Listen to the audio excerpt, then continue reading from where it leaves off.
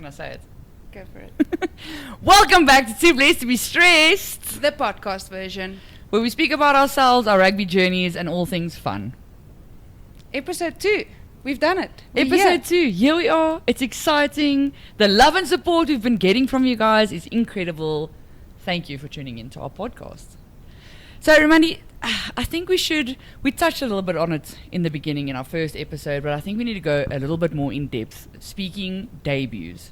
Obviously, we made our debut with our podcast, which is so exciting. Such a long time coming.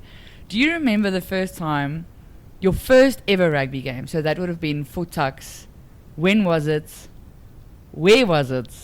Can you remember that far back? It's actually not that long ago for you. It's not that long ago for me, but there is quite a build-up to it because I went to training for 1 week. I was at training, didn't think much is going to happen from it. Like we said, I was in my netball tackies and whatnot, went to training, and then I went on holiday, or like a getaway with my parents to the Kruger. So that's far. That's like Limpopo side of the Kruger, right?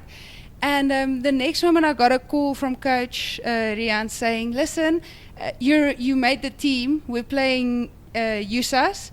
We need you in the team. We need you back in Pretoria. It's time to go. So then I made my debut for Tuks Sevens on the 28th of September, 2029. Mm-hmm. 2029? 2019. In the future. Living in the future. 2019. Played my first ever tournament. Kickoff time came and I'm like, I've never made a tackle. I was literally standing on the field, starting lineup, standing on the field, and I realized I've never made a tackle. I've never tackled someone. And then the whistle went and I'm like, well, I'm going to learn now. So that was my debut story. Like you said, not long ago, but it was a really, really special memory. For me, I go way back. Tuks Sevens debut, 2013. May of 2013, I also had never tackled anyone in my life. I probably trained with Tuks Sevens for 2 weeks. I mean, I was busy training touch rugby at Tuks for the Touch Rugby World Cup. And Rian approached me and he was like, you look athletic, you can pass the ball, do you want to try this? And I was like, let me see what this training is about. He's like, well, we're going to Paris in 2 weeks. Everything paid. I'm like, okay, yes, I'll play. Needless to say, my aunt booked a ticket to Paris because she was like, this is suspicious. Why is this guy going to Paris with a bunch of girls? She doesn't know anyone. So she flew with me. Got there in Paris. We played Central Sevens. I'll never forget it. I was so skinny. And also went onto the field, not starting lineup. I mean, back then I was playing with Jackie, with Marite. You know, they were big names. They ended up being big names. So I was just a little baby. And went on off the bench, and I got folded like a lawn chair. Let me tell you, I got tackled by a French girl. We were playing against France Development's team, big girls. Yeah. I was a baby, and they smashed me. And I remember coming home thinking, maybe this isn't for me. And I told Rihanna, I'm like, listen, it was fun, but I don't think I'm cut out for this. A couple of months later, he phones me again. He's like, listen, so we're playing Dubai Sevens. Don't you want to try again? I'm like, Dubai. I haven't been there. Yeah, okay, let's go. And I think that's when I sort of fell in love with it. And I was like, okay, this is fun. This is amazing. So they caught you with trips, like 100%. It was worth the trips. 100%. They bribed me so hard, and I'm glad they did. And talking about Dubai Sevens, I think that's the first time we played together. Yes. Was 2019 December Dubai Sevens. Amazing. We had such a solid team that time around. It was my first international tournament with Tuks Sevens. And how was that tournament for you? You've been a local at Dubai Sevens by that time. I think that was my 7th Dubai Sevens that I played with Tuks. I played Sevens with Tuks at Dubai for 9 years, which is incredible when I look back at it now. But I remember that first tournament that you went on. And it's always so cool to think back of all the tournaments that we've played, the first ones. You know, that was your first time overseas with Tuks. And Tuks, I mean, especially back then, they were known as the Sevens team that traveled the world. Like, that is where you wanted to play if you wanted to play against proper competition. No, it was, and to be honest, they also caught me with a trip. You know, it's an international trip, all paid for, with some of your closest friends. I mean, we were all really a close group. Some of your closest friends, seeing the world, experiencing the Sevens vibe. That's what it's all about. People go to Dubai Sevens and they tell you about the vibe there. The international players walk in between the fans. They are at the stalls. They watch your games. So that, I feel so lucky that was my first international Sevens tournament, and it's definitely a memory I'll carry with me forever. And that being our first game together just set the tone for what our careers together looked like. Absolutely. Now going over to Bulls. Okay, we played sevens, just sevens. All of a sudden, Coach Gerard phones us and he's like, hey, come play 15s. The World Cup is postponed. I think you could do it. I think he phoned me actually and he was like, come, I think you can make the women's team. And I was like, okay, but I have this friend, right? Hear me out. Scrum off. I think if you want me, you're going to have to take her as well. It's a package deal. And I mean, we went into that again in COVID, not knowing really what the job title meant. And it was a couple of months training. It wasn't a long time training. Again, not a lot of prep that went into that. And then we found ourselves in border playing the reigning champs in the rain. Literally. Your first game was a shock to the system, to be honest. I didn't play 9 by then. So I said, okay, 9 is such a sought after position and it's such a specialist position in 15s. I don't know enough to be playing 9, so they put me on your outside outside center. I had to make a lot of tackles. Was introduced to a lot of handoffs early on in the especially days. border back then, they were known for that. Exactly, that gave me a lot of PTSD, but that was a good way to get into the game and for me to realize this is not where I want to be. So after the first game in border, I actually said, listen guys, I think I can play 9. I think I can do a good job at 9. And then they moved me to 9 after that, a bit closer to you. Okay, so let me tell you, in terms of the sevens, right? So I played my first sevens tournament in 2013. As I mentioned in the past, I was in and out of the Springbok setup quite a bit. So the first time that I actually wore the Springbok sevens jersey, which wasn't a cap. Back then, it was just the Springbok development team. Okay. First time I travelled with that team, 2016 Las Vegas Sevens. Now, let me tell you, Las Vegas, once again, they caught me there, going to Vegas. I was a poor student, didn't have any money, but I said to myself, you know what, I'm in Vegas. If there's one thing I have to do, I have to gamble.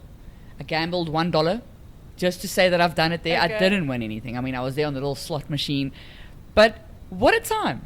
What a time. I mean, there I was thinking, oh, going great, things are happening. Things didn't happen, let me tell you. Things did not happen. Because your first official cap for the sevens was? My first official cap with the Springbok Sevens was in 2023.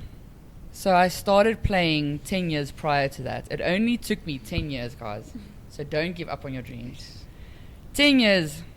I made my debut for the Springbok Women's Sevens team in the Challenger Series in Stellenbosch, which was also make or break tournaments, qualifying for the series. Like there was massive pressure on us there. And, you know, went into that not having too high expectations for myself, knowing that, you know, I've sort of shifted the focus now to 15s and whatever. But, I mean, as soon as we qualified for the series, then it started getting exciting for the sevens as well. I mean, they played on the circuit. And the funny thing is, when I got my first 7 series cap, the first time I played in the 7 series was in 2023 Dubai Sevens. A whole 10 years after I played my first ever Dubai Sevens, I got the opportunity to run out in the green and gold, which is absolutely incredible. I mean, it's so cool to think. Also, a little bit of a Debbie Downer was that I tore my groin in that tournament. So, I mean, just made it and then tore my groin. So that was a little bit of a mood killer. But I mean, how cool and how exciting to think of, like, you know, all those years of hard work. There I was. It's a full circle moment, isn't it? Like having 10 years, having been there, part of the furniture at Dubai Sevens and having special memories there and adding this to your collection of special memories, being in a green and gold, because nothing beats that feeling. No, absolutely. And speaking of full circle moments, the same with Paris. 2013, first ever Sevens tournament in my life, played it in Paris. Fast forward to 2024, there I am at the Olympic Games in Paris. Oh. So again, like another full circle moment. Like how cool is that? I know it was a long time and a lot of struggles, but how cool to look back and be like, yo, you know, look at this. Look at what I've done. I think sport is a lot about timing, and we tend to get so impatient with like we want things to happen right now. But when you start looking back, everything was like in a divine timing. Everything just happened and fell into place at the right time, and yeah, it was perfect for you in that moment. No, definitely. Now tell me, first Springbok women's cap. Do you remember it? Oh man, I think that's one memory I will never ever forget. All 2 minutes of it.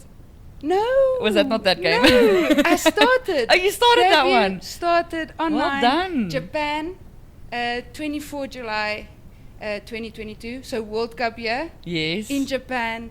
That was our first victory against Japan on away. It was the game before that. Oh, the one that we lost. That we should have won. But it was my debut. It was your debut. It was in such a beautiful stadium with like mountains in the background. It was a beautiful so place. hot, but it was just so beautiful. And I think that what made me fall in love with Japan. I think the special memory that I have connected to Japan just made me fall in love with that country even more. So started my first debut online with you against Japan. Super tough game. Never mind the heat, they are solid. Yeah. They are so structured, they are so strong. So I think what I love about that debut is it was really a challenging one. Yeah. I got thrown into the deep end, and oh man, like I said, I will never forget that moment. When's your first debut? Your first debut was way before mine. Yeah, my first debut was 12 August 2021.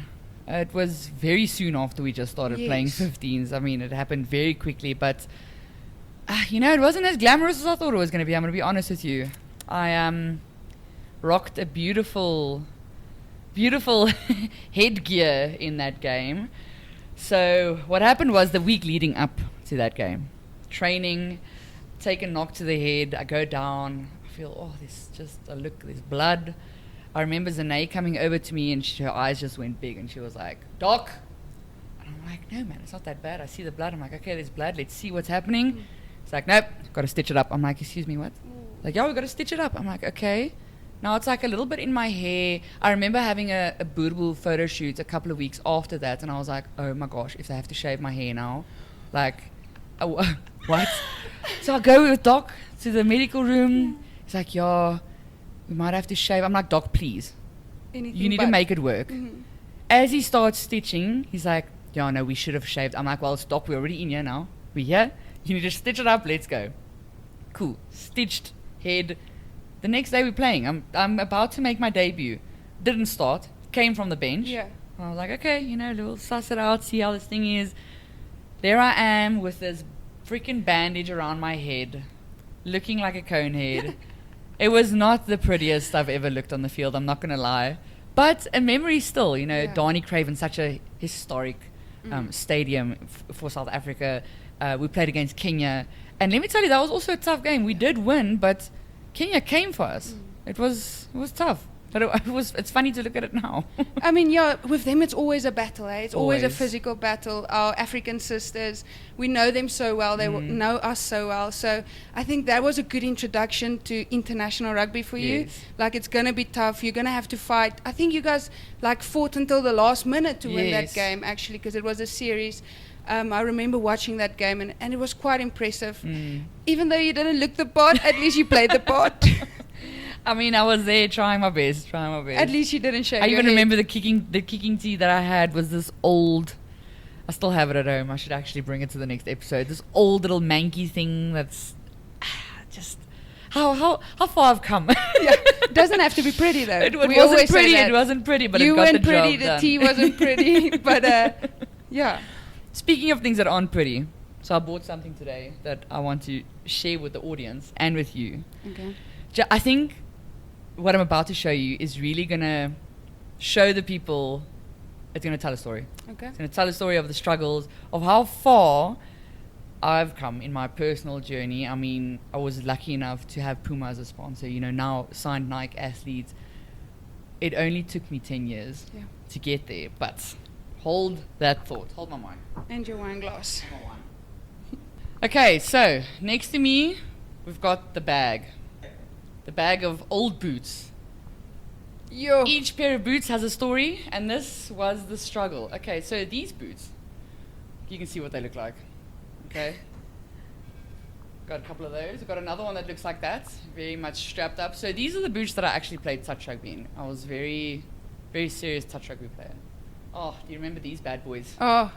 Those bring those trigger memories. These bring back memories. These ones are the ones that I played my debut in. I don't know if you can tell, but it's not my size. It's bigger. It's a size bigger, but I mean, it got the job done. We had to get the job done. These guys. Those are the ones I got to know you in. These ones, bought them at Atterbury, 150 rand. All right. They were on special. I bought 2 pairs. The other pair got stolen. But you see, I knew Nike was coming. Hold it. Oh, here we go. Nike again. Nike. These guys. These I think these were to the end of my touch career boots. You can see what they look like there. So this, I hope, will inspire someone. So I've kept all of these boots to remind myself of, like I say, the journey, how far we've come. And can I tell you, I worked in a bar back then when I was studying, and saving up 2,000 rand for a pair of boots, because that was the price of a solid pair of boots, was hard work, but it was something that I wanted. I wanted to have the best boots. I wanted to, you know, you need the gear. You need the gear if you want to make it work. And I think this just shows all the work. Oh, look at that. Mystery angel. Yeah, and it makes you feel good, you know, when you saved up for your own things, putting on those boots, you know how much hard work went into buying those boots behind the scenes, so it makes it so much more enjoyable. Definitely, and each one of these boots tell a story. I mean, some of these boots have played in Rome, some of them have played in Paris, some of them have played in Germany. I mean, there's so many different stories, and every time I look at them and I'm like, yo, I can't believe the state of these boots. But that's the reality, unfortunately, of our sports, especially, you know, back then before women's rugby was actually a thing. We all had to grind to make it happen, save up for your own pair of boots. Now, look how fortunate our ladies are to have sponsors, to have people backing us, you know, believing in us. I mean, what an honor. No, that's massive. It's massive. And you need this. Like, it's not like you can play rugby without boots. You know what I mean? So we have so many people playing in oversized boots that's strapped up, boots that's a few years old. So having people jumping in saying, listen, let's give you the right gear to see what you can do in it is super, super special. And I think something that me and you do now is often, I mean, we're not scared to give a pair of boots to a young lady that you can see is working hard, is putting in the effort, because we've been there. We've been on the other side of that. No, that's so important to me. Like, that's something that's close to my heart, is giving people the right equipment to do the job. I think in any job that you do, you need the right drill, you need the right whatever job it is, and boots is our gear. That is our equipment that we need to do our job. So it's cool to be able to pay it forward and to see the excitement and the joy that a pair of boots can bring. No, definitely. But listen, you also have a memory box. Do you know what's in it? I have no idea. When last have you opened it? I've never opened it. Is it going to be a surprise? And if you see it, you'll understand, and you'll believe me that I've never opened it. Memories. So hold my mind. Do you want to move this? Oh, there's actual dust on there. Okay. Oh, wow. So in my box is a bunch of things. All of the things. All of the newer memories are on top. Of like course. You can see World Cup medal, participation medal. Participation medal. A little. Make sure of that. I don't little even pin. think you have this. I have that. It's a World Cup pin. I played in that one. Okay, but that. behind the scenes pin. Supporters pin. WXV medal, WXV. participation medal, was held in Cape Town. It was Yeah. a super special That was a great tournament. tournament. What a innovation from World Rugby. Like, that is gonna change the game. Let's see. Can we Can't go just pull through this all out? of it. Little Tuks ribbon right there. Proud. Yeah. Tuks of Nix all Tuks the of way. Nix. Ugh, take us way Very, back. very proud of that one. Another little World Cup ball. As you can see, World Cup's one of my favorite memories of rugby, to be honest. We'll speak about that now. Oh my goodness. Another World Cup memory. What is this? Oh, Blue Bulls, a little accreditation for our first tournament we played. Yeah, there's a lot of things. A lot of little papers. I see flight tickets in here. You that girl that hoards the flight tickets. Yes. Rugby has taken me around the world, and I will never ever forget that. Yeah, a bunch of stuff. I'm sure there's a bit of diary entries in there. Of course. Is there nothing we can leak in here that's No. juicy? There's a card from who's that? Okay, so Mm? I was injured when you made your first debut. Yes, I remember with your When ankle. you made your debut. I carried you off the field. Yes, so I remember I that. had to be in rehab while you guys were playing Kenya. I was supposed to be there. I made the camp and everything. And I was actually in rehab with the Bulls, but with the boys. Mm. And they had a Japanese SNC that took so much liking in me. And he just took me under his wing. So he said I can train with his boys, and he helped me with all of my techniques, with lifting techniques. And he just fine-tuned me so that I can be ready for when my moment comes. So when I played my debut in Japan, he was in Japan. Hey. And he came to watch the match, and he gave me a little gift, and he gave me this handwritten card. So yeah, also a full circle moment for him to be there and just support me. So this is actually super special. I forgot about this. Yeah, that is very special. See, it's important to take notes of the small things along the way, because else you're going to forget. You know, if we don't hoard the little things, next thing you know, someone's going to ask you when you made your debut and you don't know. Luckily, I've got this bad boy that reminds me. Ramondi got it for me. Yeah, no, it's all about the first. I think if you can't connect good things and good moments to the first episode, the first time you kicked a rugby ball, the first time you played in a green and gold jersey, it might not be spectacular, or it might not be the best thing, or it might not have be flawless, but you have to connect something special to that moment for it to be part of you forever. No, definitely. And I think actually with every game that we play, I've realized now, like, life is so short, you don't know when your career is going to end. So every single time you have an opportunity, whether it is to represent your club, to represent your union, your country, every time you put a playing jersey on, it's special. It's special every time. And I'm talking about it not being glamorous always. Our first Africa Cup. Whoa. Do you want to talk about that? Let me tell you, Africa Cup is a very humbling experience. Okay. So for those of you who don't know, Africa Cup, intercontinental competition that happens every year. So we've got, Kenya, Cameroon. Is Cameroon playing? Yeah, Cameroon. Madagascar, a couple of African countries, and then us. And the first time we played that together was in Madagascar. Now, flying in there, I remember seeing the coasts of Madagascar, and I thought, wow, this is a beautiful country. I just want to see a lemur, amazing. And we land in Antananarivo, Hoofdstad of Madagascar. It is not by the ocean. It is not there where I saw the beautiful white sands and the blue seas. It is in Madagascar.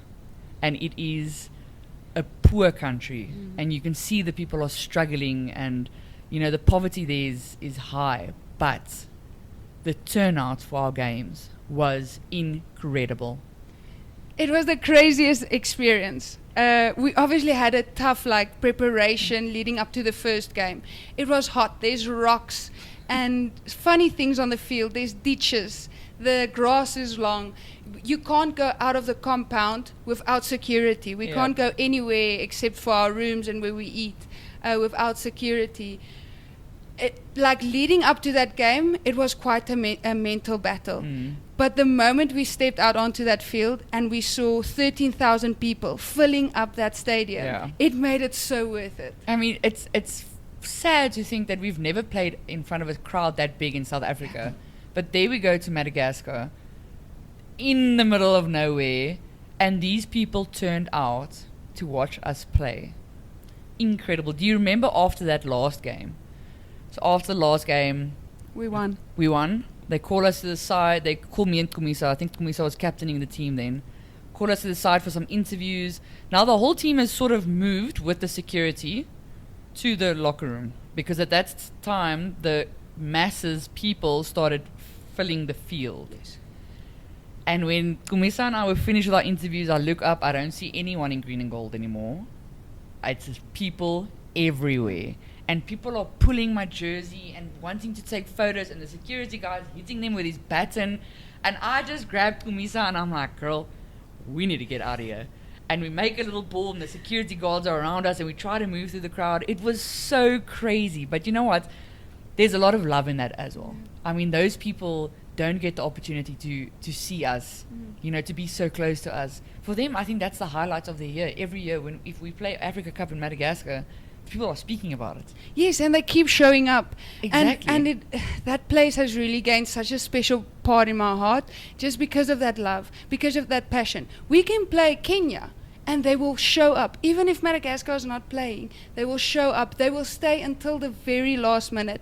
And they don't boo, the crowds don't boo. They cheer for every single moment. I remember taking off my socks and throwing it to the kids and seeing how they go crazy about a pair of socks, and how happy that made them. And that probably made their week or whatever. And even the grown-ups, they come, they want to take photos, they want to be there, they want that experience. They just have a love for sport that I haven't seen anywhere else. No, definitely. And I think the good thing about us living in that compound that's so isolated is that it forces you as a team to get together. Because there is no other form of entertainment there. I mean, the Wi-Fi is pretty much non-existent. So all you have is each other in that compound.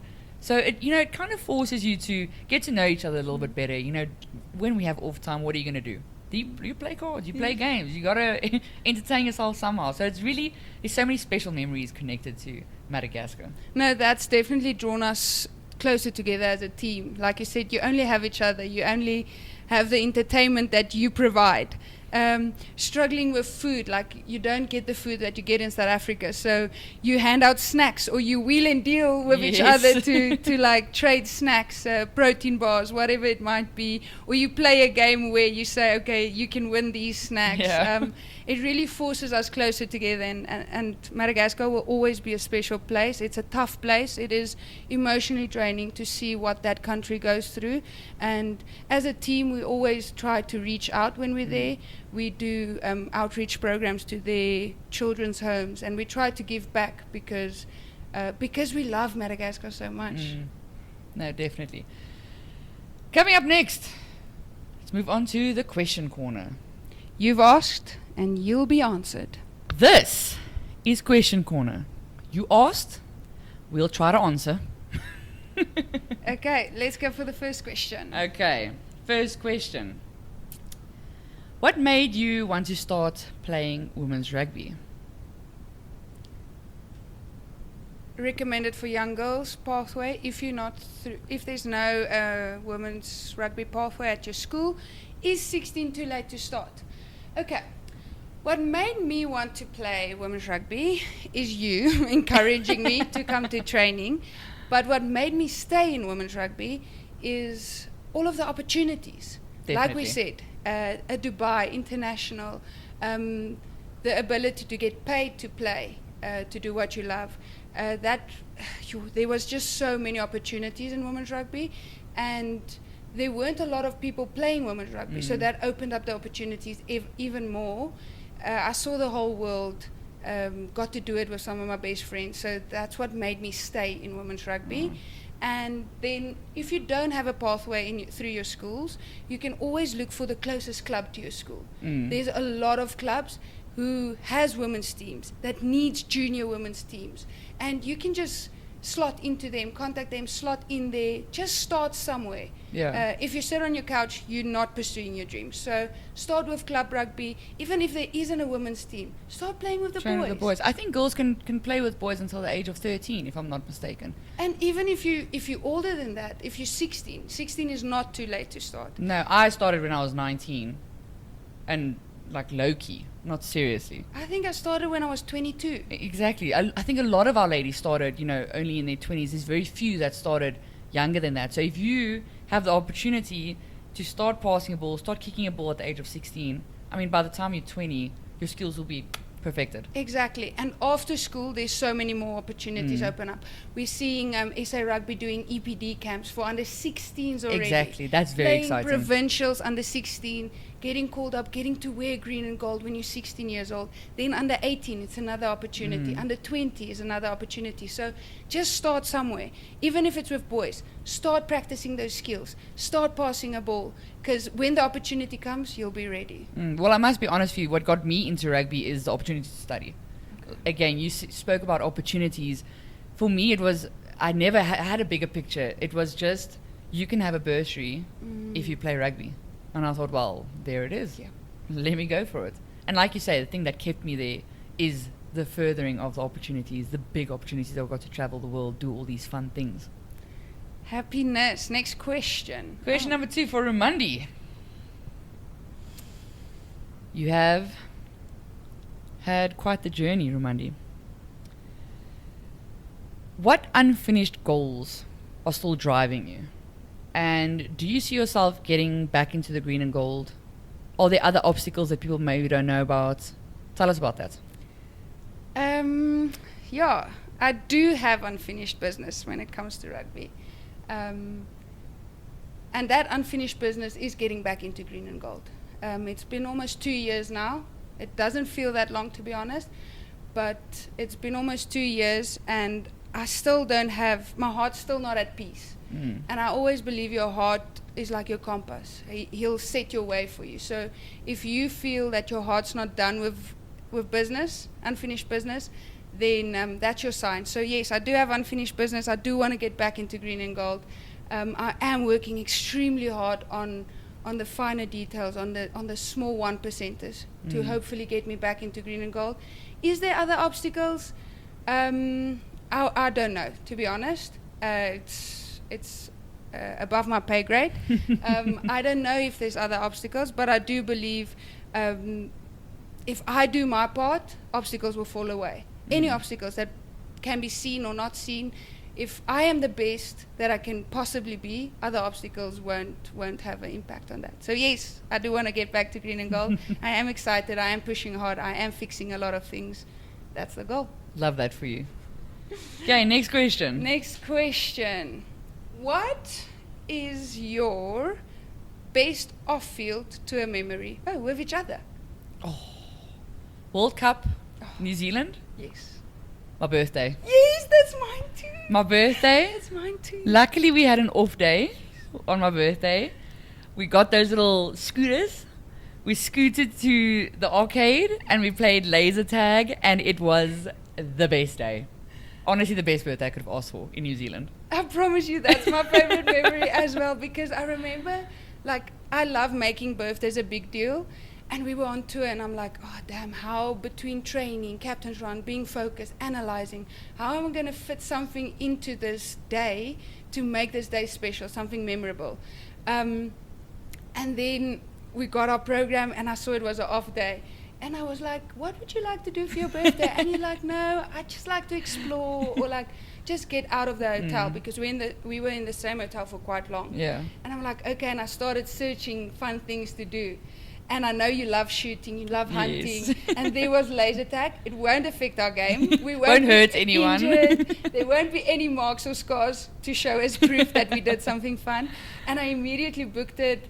And that morning we hopped onto the scooters. We saw a lot of New Zealand through scooter rides. The scooter ride was almost the highlight of it all. It was fun. And then we got there, got split up into teams, and we played laser Do you remember tag. the teams? Yes. That Okay, was not so my favorite memory. myself and Yaki were in a team. I think Carter was in my Carter team as were well. also. So now you must know, all the Afrikaans girls Farm who liked girls. the farm girls who liked to shoot things. And with Rumandi, shame Taylor, English girl. It's not really about that life. Mika was there.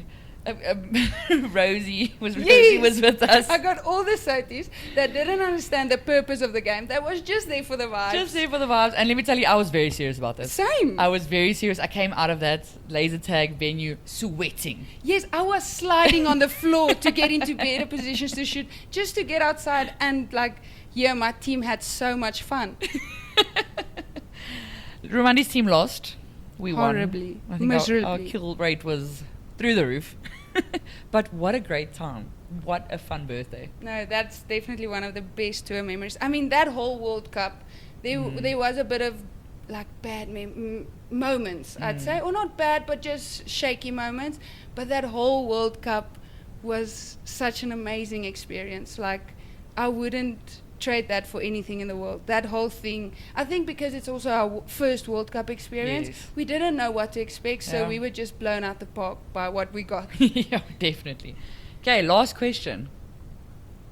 That was loud, sorry. Who is most likely to forget their boots on game day?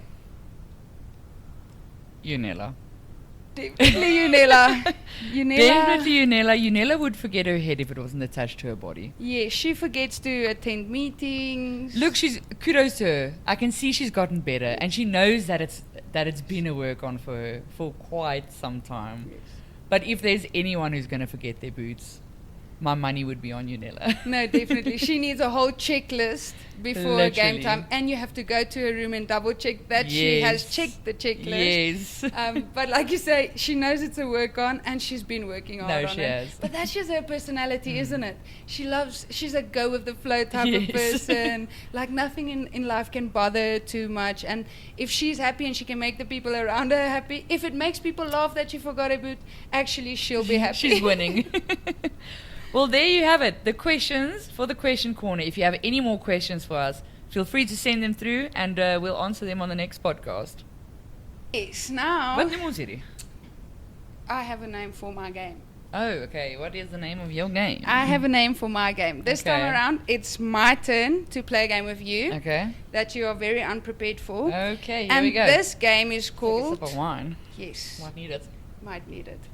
Keep that glass in your hand. This game is called Three Things. Okay. Okay, you don't have a lot of time to think about it. I want you to mention the first three things that come into your mind. Okay. Okay, don't take time, don't overthink it. First three What are things. the three things? Might be dangerous. Okay. I'm going to give you things. okay. Ready for that? Yes. It's fiery, it's quick. Let's Okay. go. Ready? Three famous people that grew up where you grew up. No one. You're only Yes. famous person. Kudos to you. Me. Me. me. Okay. Name three best female rugby players in the world. Portia Woodman, Stacey Walker, Georgia Miller.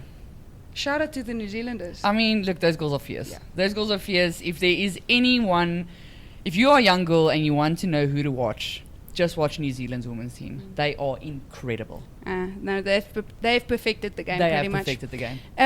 Name three favorite players to watch. Three favorite players to watch. Portia Woodman before she retired. Obviously, she is just a legend. Michaela Blyde. Love watching her. Speed, intensity. And once again, kudos to New Zealand. But Stacey Walker, smiling assassin. It's just a treat watching them play. I love watching what they do. They just flow on the field. It's incredible. They just understand They the game. just understand. And they understand each other. You can see their mates. Yep. Name your three favorite meals. Three favorite meals. Chops. Bootjie. Braaibroodjies. Such a plus girl. Name three favorite music artists. Oh, that's a good one. Shania Twain, Let's Britney go, girl. Spears. Third one is going to be a tricky one. Let's go with... Actually, I think I just have two. No.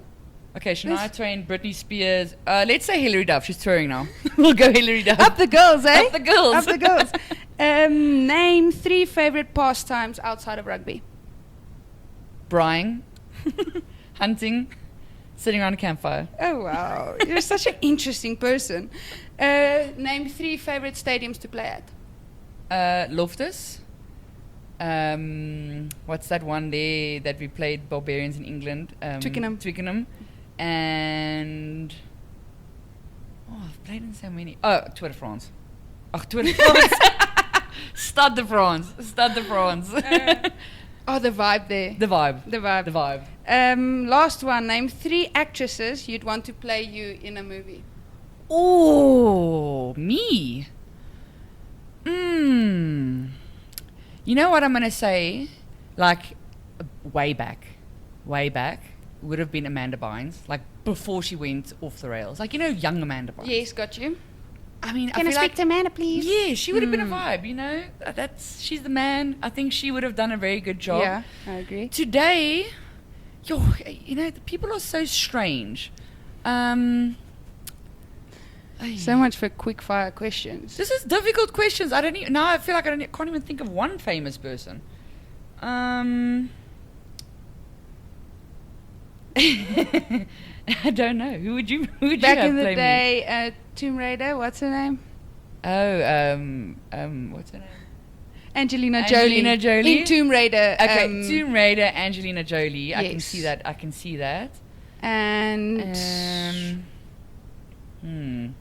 These are difficult questions that you're asking me. I wanted you to think, man. You are making me think. I feel like I don't even know myself.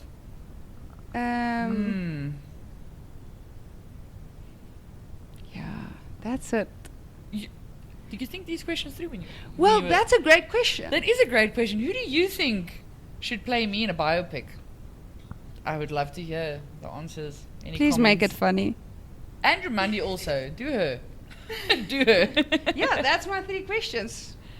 You're pretty boring. Yeah, that was terrible. Brian Bushveld and you're a happy girl. Yeah, pretty much. Yeah, Pretty much. that's you. Basic. For the girls, New Zealand rugby. As we are talking about for the girls, and as you are apparently loving New Zealand rugby, talk me through Black Ferns coming to South Africa to play against Springbok Whoa. women. Just The a quick greatest conversation. rivalry. It's so exciting. First time ever it's going to be happening. People saw the last game, that quarterfinal, first half, 10 apiece. There's so much to look forward to. Our team is just going to go from strength to strength. And I think this is exactly the kind of opportunities that we need in South Africa for women's rugby to get the exposure, get the word out there, and get people to the stadiums. Absolutely. Showcasing high-class rugby, good physical, technical rugby, and hopefully we'll get people to fill the stadiums, people to come Definitely. watch superstars, whether it is in the Springbok women Definitely. team, whether it is in the Black Ferns team. If you don't want to come to watch us, they are a loaded team. Come see them. They're amazing. I'll Yes, put it please there. fill the stands. It's cool that we're also playing with the boys. Yes. Boys also playing the All Blacks, which is massive. We know that rivalry. We know that's anyone's dream since the moment you were born. If you're born in a rugby household, that is the big games. Those are the moments. So it's a cool opportunity for them to come to our house and let's show them what we can do in our house. Yes, so that is us wrapping up our 2nd episode of Too Blessed to Be Stressed. Woo. Everyone that's been supporting us, liking, giving the comments there. We appreciate you. We see you. We love you. Remember to like and subscribe. Yes, and follow our journey. There will be way more. If there's something you want to see, something exciting, something that's boring you, put it in the comments, man. We take suggestions. There you have it, folks. Live it out.